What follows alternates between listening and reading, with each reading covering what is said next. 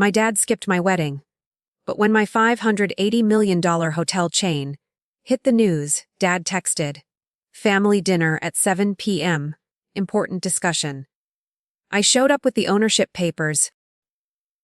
I stood at the end of the aisle, bouquet in my hands trembling just enough to betray the calm I tried so hard to fake.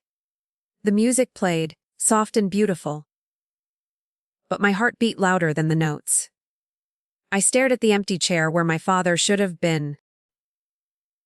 The absence of his presence cut deeper than any words could. He didn't come.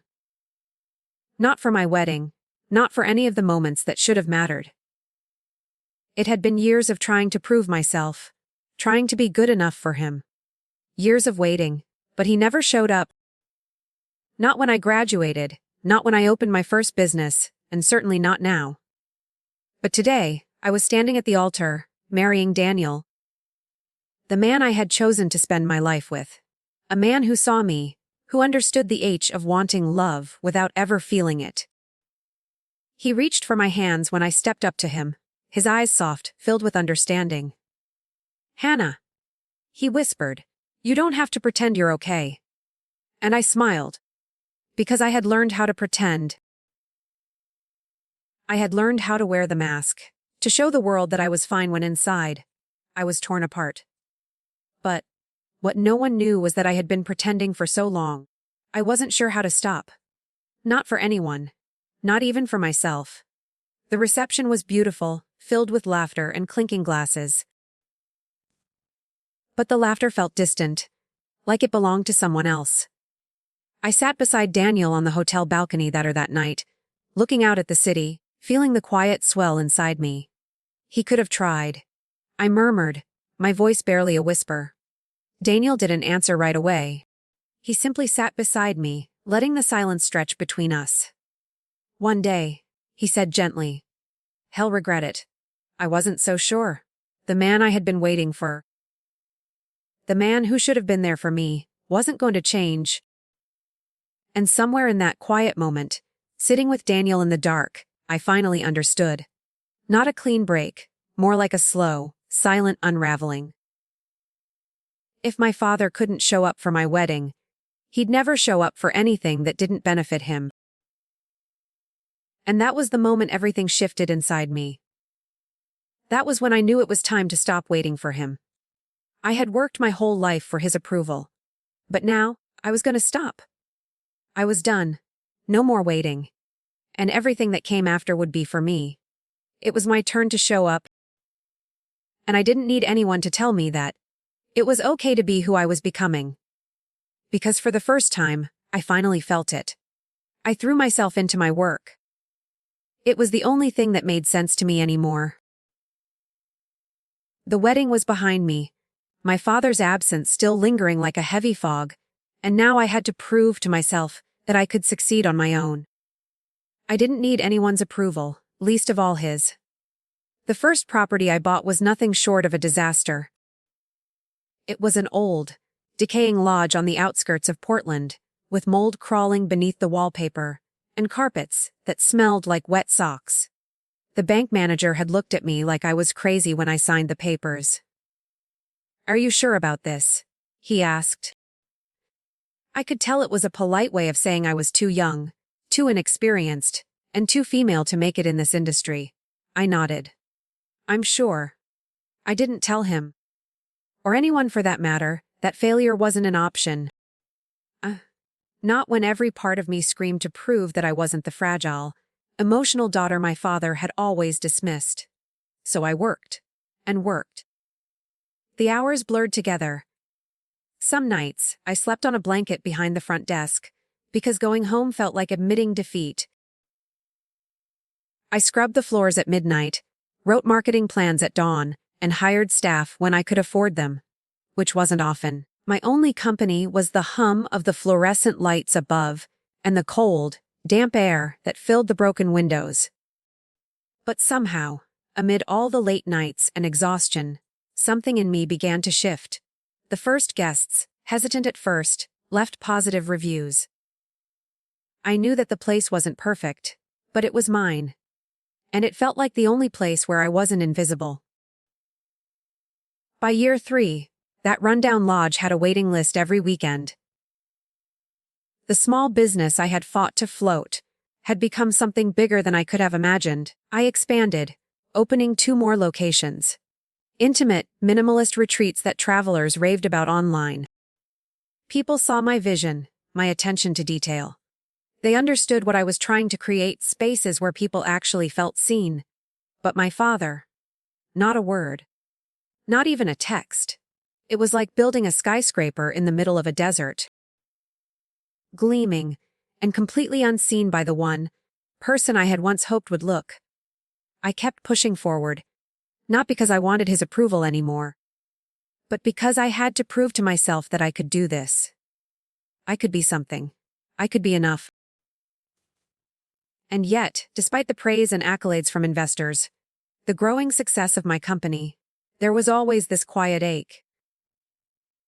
I could still hear the silence from my wedding day, feel it every time I checked my phone for a message that never came. When the world recognized my worth, my father remained a ghost. That ache, I realized, was something I would never be able to escape. Not until I learned to stop looking for it outside of myself.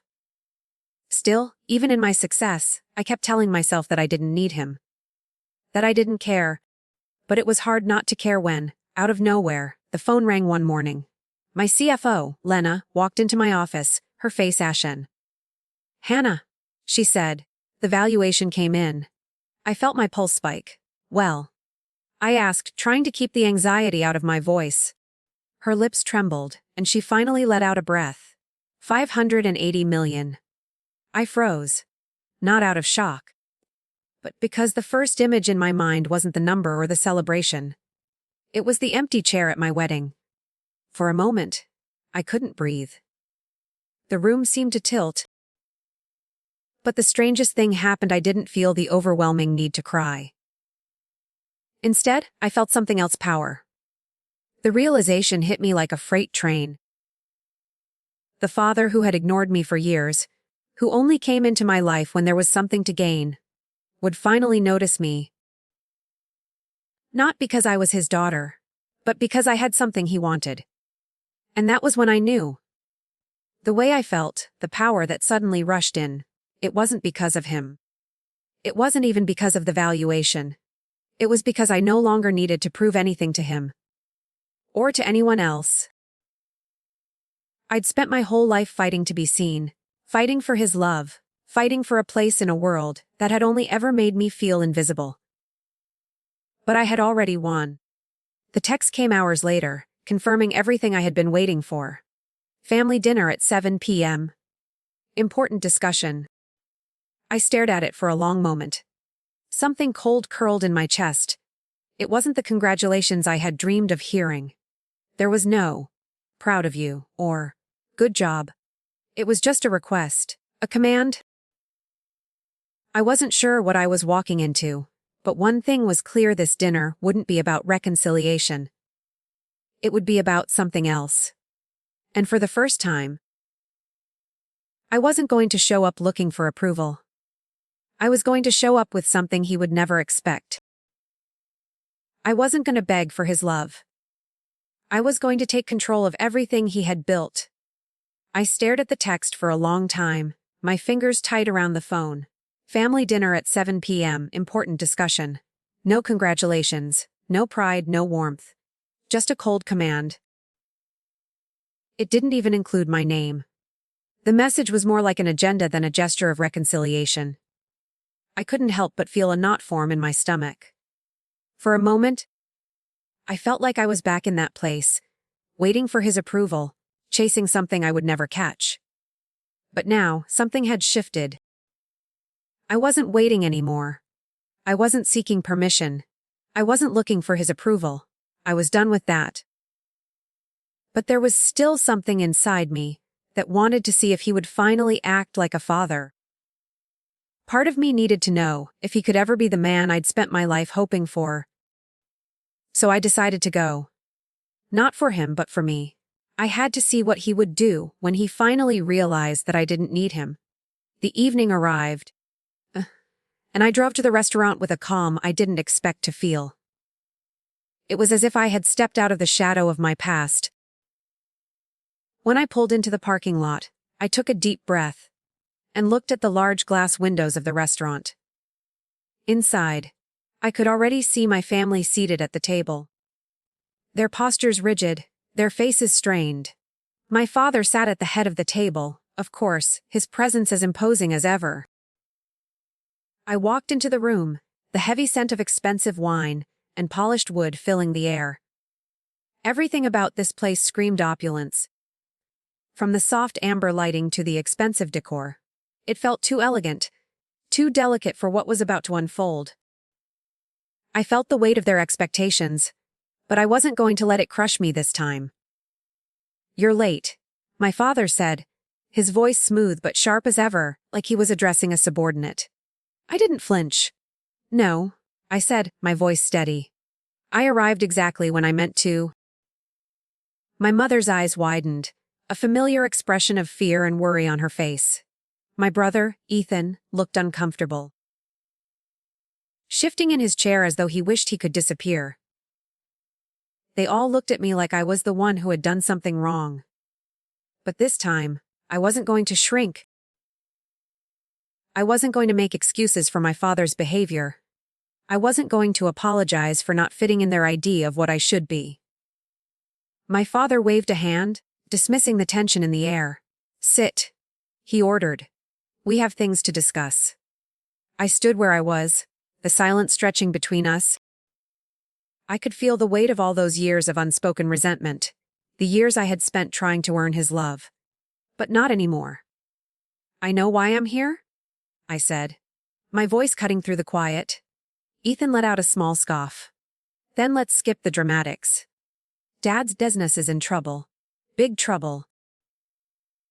And you are doing exceptionally well." I looked directly at my father, whose eyes narrowed. He had always been able to control the room with his silence, but now the silence didn't belong to him. "So, this dinner," I said, my voice calm but firm, "is about money." My father didn't react, but I saw the slight flicker in his eyes. He had already figured out that I knew more than he had expected. "Your company's valuation proves you have the means to help your family," he said, his words like a command. "Help your family." I almost laughed. "Help your family." I repeated, my voice rising a little. "Not congratulations, not pride, just expectation. You want me to bail you out?" My mother, who had been quiet until then, clasped her hands together. "Hannah, sweetheart," she started, her voice strained with the same old pleading. "Your father has been under a lot of pressure." I cut her off, no longer willing to play the role of the understanding daughter. "Your father didn't even come to my wedding," I said sharply. A deep silence settled over the table. My father's jaw tightened. He knew I wasn't backing down. "That was unfortunate timing," he said coldly, but I could see the tightness in his expression. He wasn't angry, he was rattled. "No," I said, my voice sharp. "Unfortunate timing is traffic. Missing your daughter's wedding is a choice." His face reddened, the anger rising in his chest. "You don't know what it's like," he snapped, his voice rising now. "I'm trying to build something for all of us. For you." But I was done. Done with the excuses. Done with the constant waiting. "No, Dad," I said quietly. "You didn't try. You chose not to show up. And now you're asking me to save you. After all this time, after all the years I've spent trying to get your attention." He opened his mouth to speak, but I cut him off. "This isn't about family. It's about money." His face was hardening now. "You're trying to take what's mine," he growled. "No," I said, my voice calm but firm. "I didn't take it. You lost it. I just got there first." Ethan stood, his chair scraping loudly against the floor. "You're unbelievable," he muttered. "Dad built everything. Everything you have." I turned to face him, my words cutting through the tension. "I built mine on my own. Not with handouts. Not with expectations. On my own." My mother was crying now, her face crumpling in disbelief. "Hannah, please," she begged. "Don't do this." But there was no turning back now. You didn't show up for me when I needed you, I said, my voice breaking through the years of silence. Now I'm showing up for myself. The room was still. My father's face was like stone, but I could see the cracks starting to form. It wasn't about him anymore. This was about me. I pulled the folder from my bag and slid it across the table. I'm giving you a way out, I said coldly. 30 days to vacate all properties. After that, my company takes full operational control. I looked at my father, my eyes steady. I'm not saving you. I'm saving me. For the first time in years, I didn't feel the pull of his control. I didn't care about his anger. His disappointment. I had already taken what I needed from this family, the strength to stand on my own. And as I stood up, leaving the table behind, I knew one thing for sure: I was done letting them define me.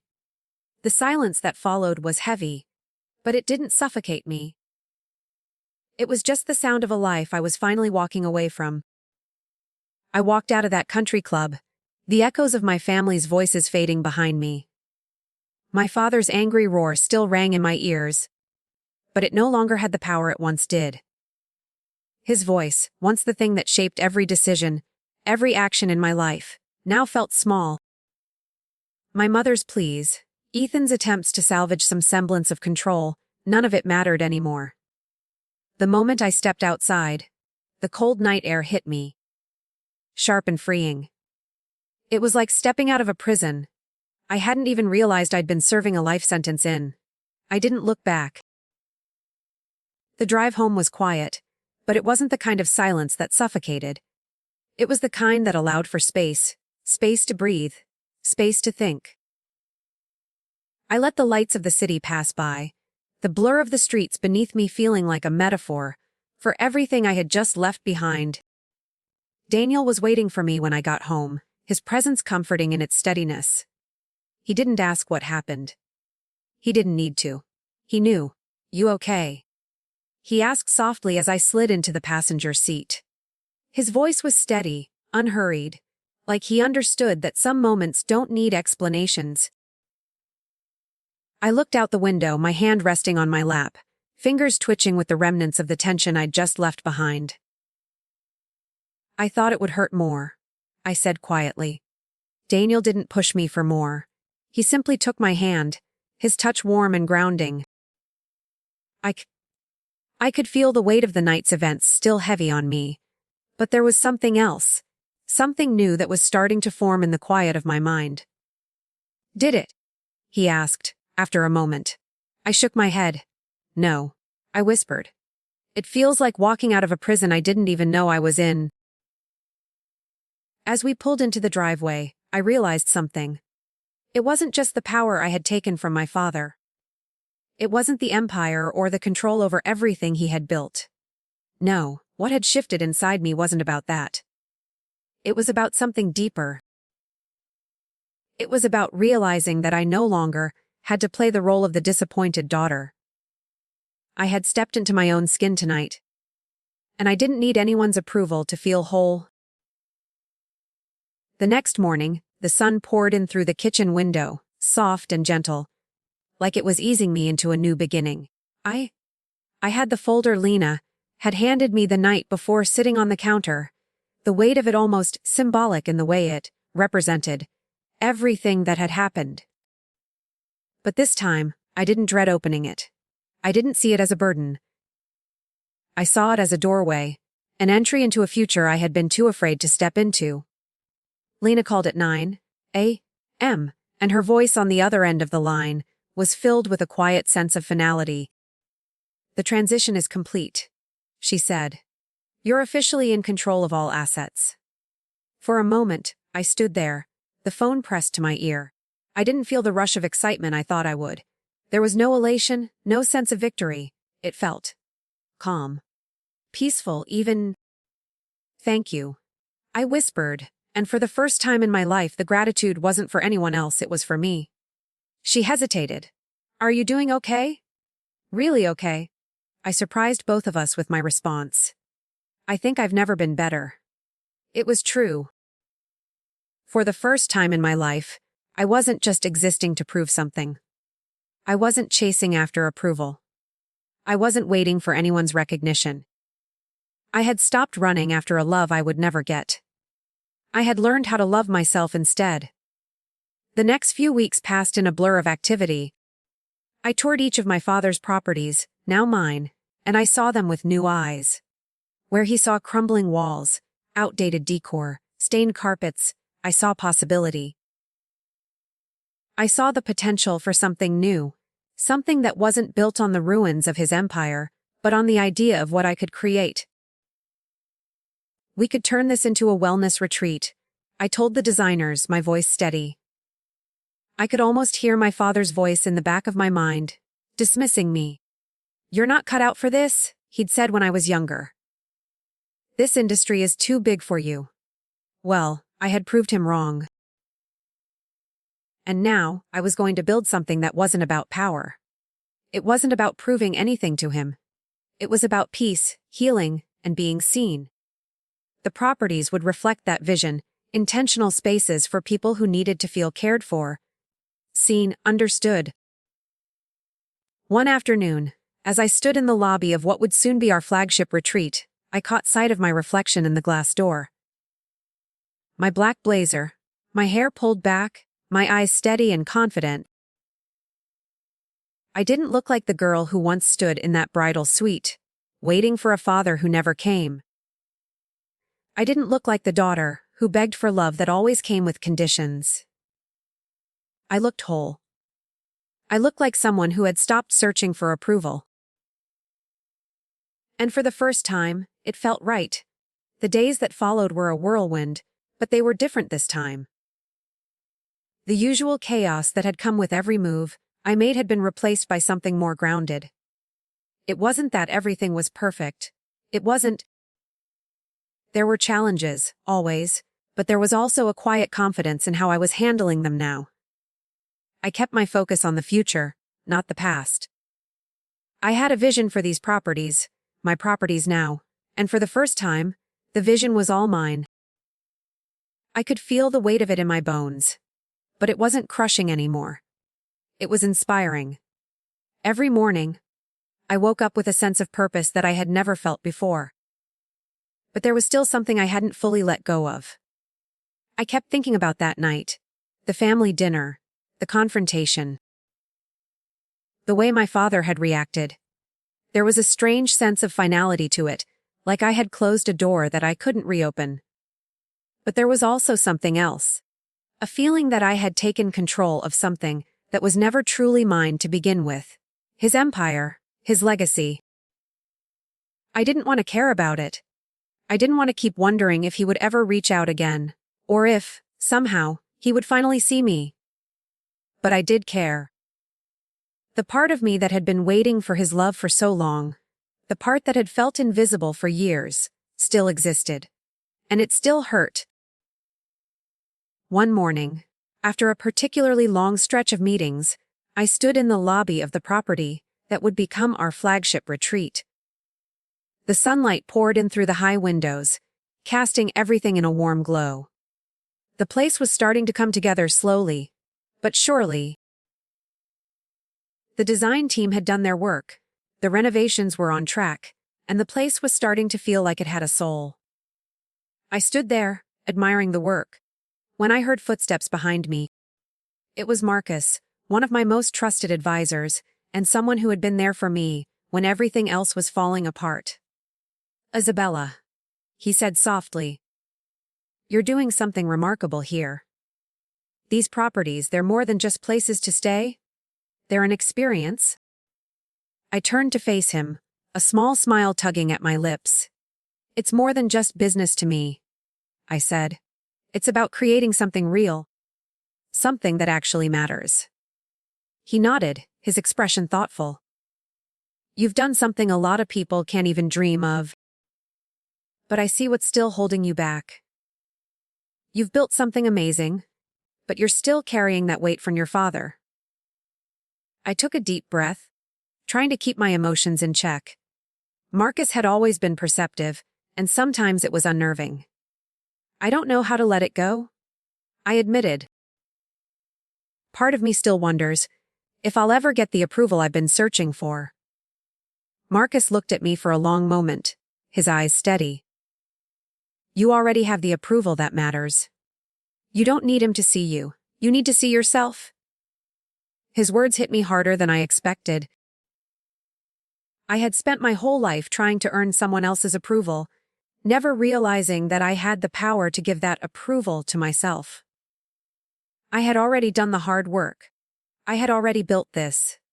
My success wasn't dependent on him. It never had been. But the question lingered, unspoken between us. Why had I kept looking for validation from someone who would never give it to me? Later that afternoon, as I sat in my office overlooking the city, I thought about the choices I had made. The dinner with my family had been a turning point, no doubt. But it wasn't just the money or the power I had gained that had shifted things. It was the realization that I no longer had to chase after something that wasn't meant for me. My father's approval was never going to be mine to earn. And that was okay. I wasn't going to let it define me anymore. I wasn't going to keep carrying that weight on my shoulders, hoping it would somehow change. The phone rang, pulling me out of my thoughts. It was Lena, my CFO, with an update on the transition. Everything is going smoothly, Isabella, she said. The final paperwork is almost complete, and the restructuring is moving forward. I nodded, my fingers tapping lightly on the desk. Good. Make sure everything is in place by next week. We need to hit the ground running. Of course, she replied. But, Isabella, there's something I wanted to mention. I raised an eyebrow, wondering where this was going. What is it?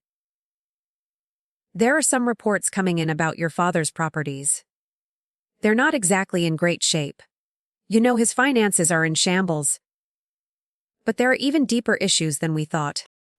I frowned. What do you mean? There are lawsuits pending from contractors, unpaid bills piling up, and the debts, they're worse than we anticipated. I leaned back in my chair, absorbing the weight of her words. It wasn't surprising, but it still felt like a punch to the gut. My father's empire, the thing he had built, was crumbling, and he was too proud to ask for help. But I didn't feel anger. I felt something different. A strange sense of clarity washed over me. It wasn't about revenge. It wasn't about punishing him.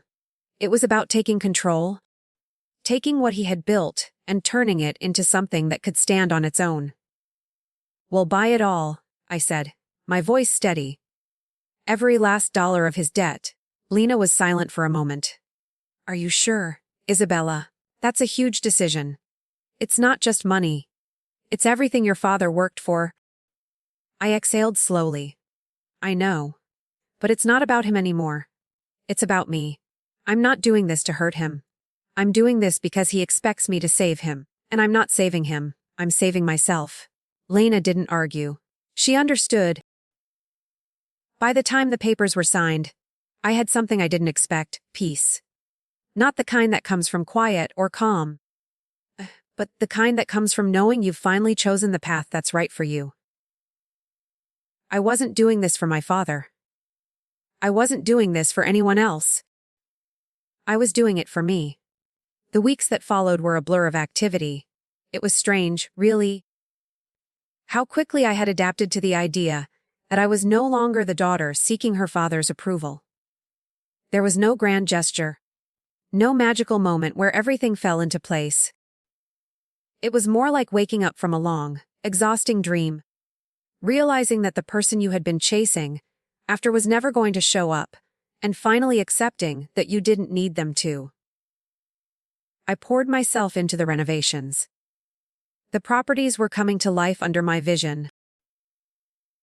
Where my father saw crumbling walls, I saw a chance for something more, a chance to build from the ground up.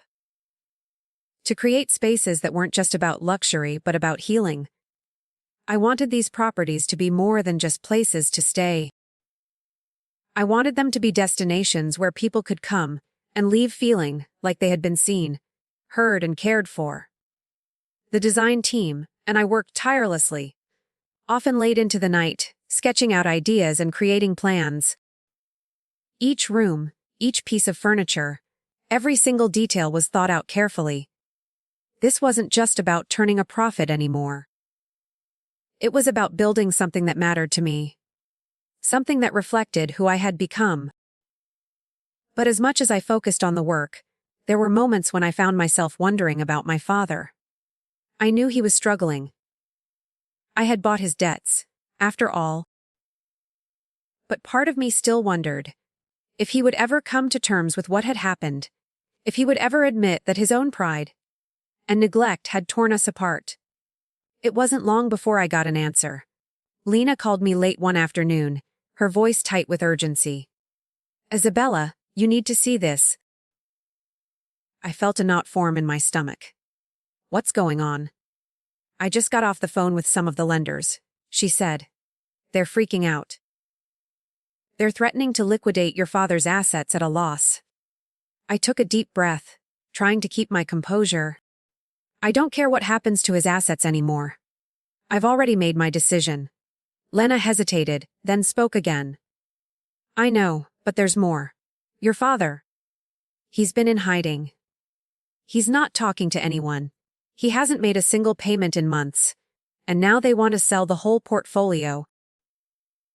I sat back in my chair, the weight of her words sinking in. It wasn't just the business that was crumbling. It was everything he had built, the empire he had held onto so tightly. And now, it was slipping away from him, and he had nowhere left to turn.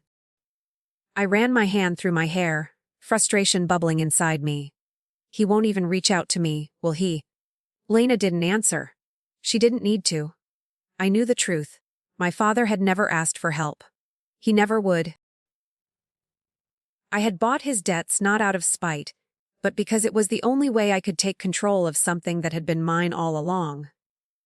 And yet, despite everything, I didn't feel the sense of triumph I had expected. Instead, there was something else. Something far deeper. A sadness that settled in my chest as I realized how much of my life had been defined by a man who couldn't even acknowledge me. I had wanted him to be proud of me. I had wanted to earn his love. But now I had everything he ever wanted, and it felt hollow. I closed my eyes, breathing deeply, trying to shake off the feeling. I didn't need him. I didn't need anyone to tell me I was worthy. Later that night, as I stood in the quiet of my office, looking out over the city, I thought about how far I had come. The business was thriving, but the real work, the work of reclaiming my own sense of self, had only just begun. The next step wasn't about saving the empire my father had built. It was about building my own future on my own terms. And that, more than anything, was what gave me peace. I didn't need my father to validate me. I didn't need anyone to tell me I had done enough. I had already proven to myself that I could do this. The next morning, the sun was bright and clear, shining through the windows of my office. The world outside felt different, as though it had shifted in some subtle but profound way. It wasn't just the business that had changed. It was me. I was no longer the daughter who needed her father's approval. I was the woman who had built something real. And that was enough. As the weeks passed, I found myself letting go of the anger, the frustration, and the deep, painful need for approval. I had done it. I had created something on my own. I had built a business that reflected who I was, and what I wanted to stand for. I stood in one of the newly renovated rooms, taking in the sight of the soft, calming colors, the minimalistic design, and the peaceful atmosphere. It was exactly what I had envisioned. I thought back to the first property I had bought, the rundown lodge that had seemed like an impossible dream. And now, here I was, standing in the heart of it all, knowing that I had created this. The work wasn't finished, but I didn't need to prove anything anymore. I had already won.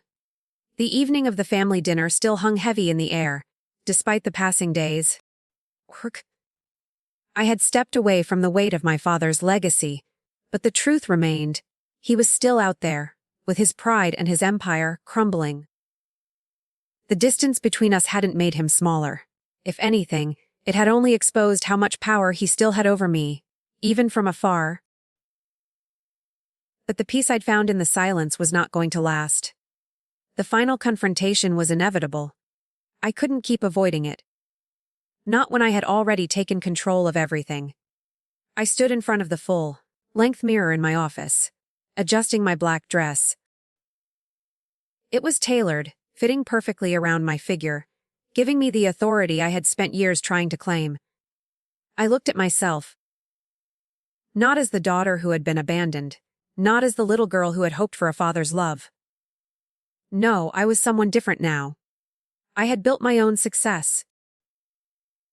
I was not the fragile, emotional woman who had once waited for approval. I adjusted my earrings, the cold metal feeling heavy in my hands as I fastened them. My reflection stared back at me, a woman who had learned to stand on her own. To look into the mirror and see strength, where once there had been nothing but self-doubt. I had come this far. Now I was going to finish what I had started. I grabbed my bag, walking toward the door.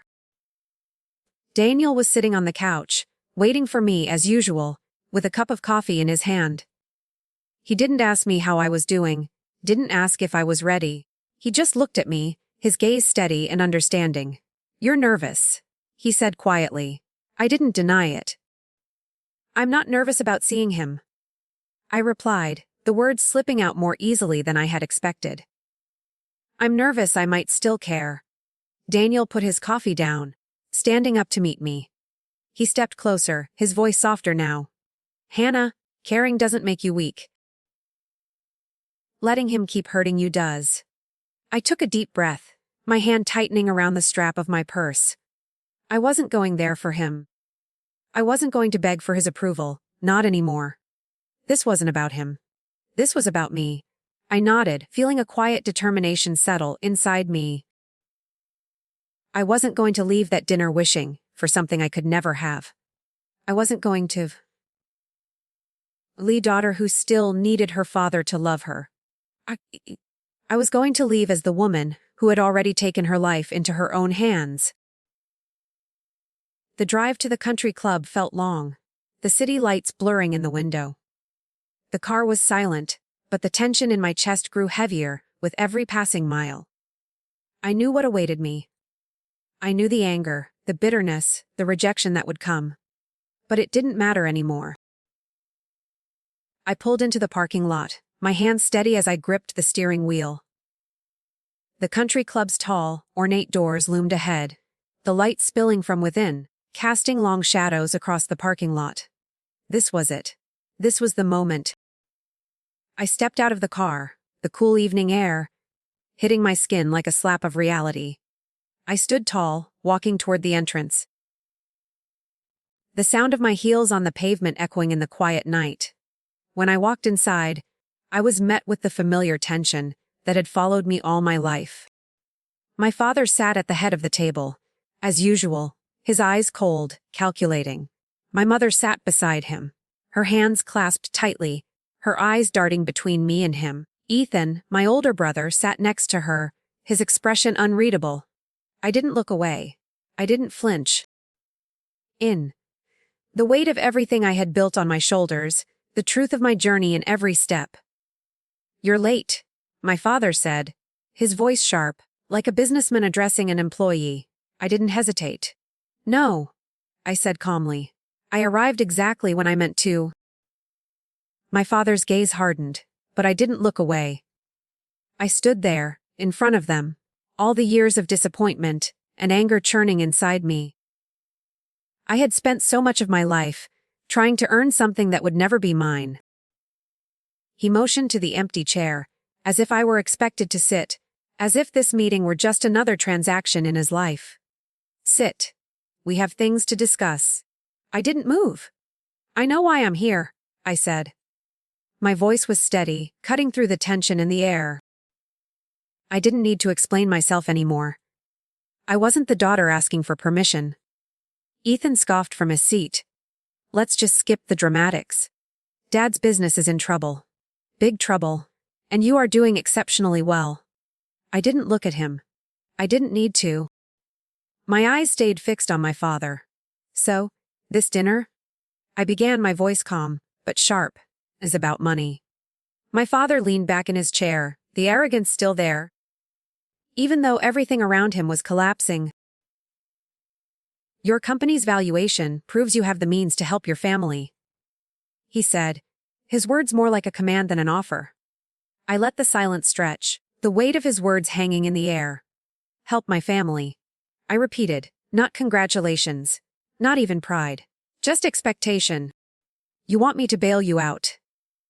My mother's eyes darted nervously between me and my father, her hands wringing in her lap. Hannah, sweetheart. She started, her voice quivering with a plea I had heard too many times before. Your father has been under a lot of pressure. But I wasn't going to shrink. I wasn't going to fall back into the old patterns. He didn't even come to my wedding, I said, my voice cutting through the conversation like a knife. The words felt like they had been sitting inside me for years, and now they spilled out, raw and unforgiving. That was unfortunate timing. My father's jaw tightened. You don't understand, he growled, his voice rising. No, Dad, I said, my voice steady but firm. Unfortunate timing is traffic. Missing your daughter's wedding is a choice. For a moment, my father was silent. His eyes narrowed as he studied me, but something shifted in the air between us. I wasn't the little girl anymore, waiting for him to see me. I wasn't the daughter begging for his love. This time, I wasn't asking for anything. I was standing up for myself. So, what now? My father hissed. His voice was sharp, full of anger, but I saw the fear beneath it. I'm not here to save you, I said calmly. You lost it. I just got there first. Ethan stood up, his chair scraping against the floor. You're unbelievable, he spat. Dad built everything. Everything you have. I met his gaze. I built mine on my own. Not with handouts. Not with expectations. On my own. My mother was crying now, her face crumpling in disbelief. Hannah, please, she begged. Don't do this. But it was too late. I was done waiting for their approval. Done trying to make myself smaller for their comfort. I reached into my bag and pulled out the folder with all the signed papers, sliding it across the table to my father. I'm giving you a way out, I said quietly. 30 days to vacate all properties. After that, my company takes full operational control. My father's eyes flickered with rage. You're trying to destroy everything I built. No, I said, my voice calm. I'm not destroying anything. I'm taking back what's mine. The silence that followed was deafening. My father's face twisted with anger, but it didn't reach me. I had finally stopped caring. The weeks after the dinner were quiet. But there was a change in the air. I had made my decision, and there was no turning back. I had taken control, not just of my father's empire, but of my own life. The work didn't stop. Every day, I moved forward, making decisions, building the future that had always felt just out of reach. But in the back of my mind, I still wondered if I had made the right choice. The phone rang one morning, pulling me from my thoughts. I looked at the screen, seeing Lena's name flash. I hesitated for a moment before answering. Isabella? She said, her voice tense. The transition is complete. All the paperwork has been signed. The properties are officially yours. I sat back in my chair, letting her words sink in. This was it. The final piece of the puzzle had fallen into place. I wasn't just the woman who had taken her father's empire. I was the one who had made it my own, rebuilt it into something better. Something I could be proud of. I didn't feel the rush of triumph I had expected. There was no sense of victory, no fireworks. There was only a quiet calm. I had done it, and it had cost me. But in the end, I was free. Free from the weight of my father's expectations, free from the pain of never being enough. I had built this future. And for the first time in my life, I could look at myself and know that I had earned it. The next few days blurred into one another. I spent hours going over the final details of the renovations, making sure everything was perfect. The retreat properties, the ones I had transformed with my vision, were nearly ready to open. I walked through the halls of the flagship retreat, feeling a sense of peace settle over me. This was what I had worked for. Not just the success, but the peace that came with knowing I had done it on my own terms. One afternoon, as I stood in the lobby of the retreat, the soft hum of conversation in the background, I caught sight of my reflection in the glass doors. I was no longer the girl who had waited for someone to see her. I was no longer the woman who needed validation from anyone. I was someone else now. Someone who had built something real. Someone who had chosen herself, despite everything that had happened. Daniel joined me by the window, his presence steady and familiar. He had been with me through everything, through pain, the uncertainty, the nights I spent questioning myself. But now, as I looked at him, I realized that I didn't need his approval either. I had found my own strength, my own voice. "Looks like a fresh start," he said, his voice soft. I nodded, watching the trees outside sway gently in the breeze. "It is," I whispered, more to myself than to him. I didn't need anyone's approval. Not from my father, not from anyone. I had finally given myself the permission I had spent so long waiting for. Weeks passed, and the retreat opened its doors. The response was overwhelming. People came from all over, seeking a place of peace, a place where they could find solace in a world that often felt too loud, too demanding. And as they walked through the doors, they felt the same calm that had settled over me. The calm that came from knowing who I was, knowing what I had built, and knowing that I had done it for myself. One afternoon, I stood in the lobby, watching the guests enjoy their time, their laughter soft and warm. I thought about how far I had come. The woman who had once stood alone at the altar, waiting for a father who never came, was now standing here, proud of everything she had achieved, proud of everything she had built.